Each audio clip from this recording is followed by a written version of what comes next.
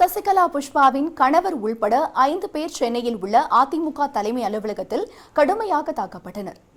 இன்று பிற்பகல் 1 மணி அளவில் சசிகலா புஷ்பாவின் கணவர் மற்றும் 5 வழக்கறிஞர்கள் அதிமுக அலுவலகம் வந்திருந்தனர். அவர்களை சசிகலா புஷ்பாவின் ஆதரவாளர்கள் என்று அடையாளம் கண்ட அதிமுக தொண்டர்கள் அவர்களை தாக்கத் தொடங்கினர். இதில் சசிகலா புஷ்பாவின் கணவர் லிங்கேஸ்வரன் தவிர மற்றவர்கள் தப்பி சென்று விட்டனர்.